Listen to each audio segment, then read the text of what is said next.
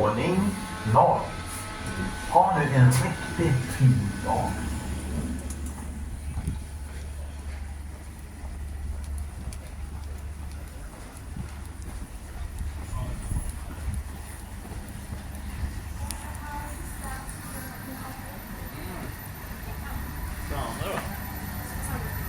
Tjena, vad heter det? Varför är ingen Värmlandstrafiktåg det här? Det är lånat. Från Transitio. Ja, så den kommer användas... Ja, den ska... Men den används som Värmlandstrafiktåg, okej. Ja. Det blir ingen råd, så det är därför. Ja. Men jag ska till Arvika.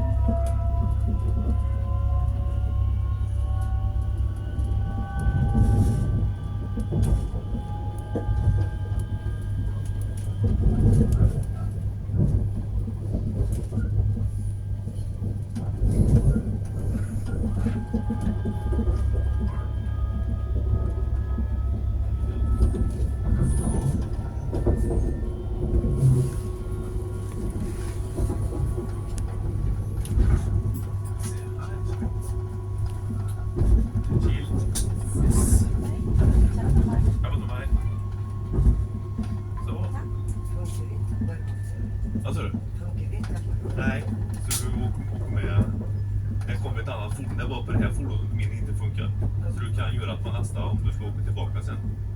Jag var snällt då. Jag sa det, jag ska till Arvika och orientera idag med mitt lilla barn. Ja, och då hjälper de det på nästa, för det är på den här tåget som det inte funkar. Nej, det är när jag åker hem då. Ja, så du kan be dem hjälpa dig att fylla på dem. Jag var snällt. För att jag fick se det där. Hjälp, jag skulle till turistbyrån och tacka. Men då drar man en Ja, vi stängel. kan göra allt, så det är inga problem. Men jag vet det, för att då ringde jag. För jag vet att jag tankade någon gång förut på tåget. Och då ringde jag till Värmlandstrafik. Och då stod jag det slutet. Ja, det kan. Det är bara mitt batteri som inte går på den här. Så det, fixa det på hemvägen. Så det blir bra. Tjena!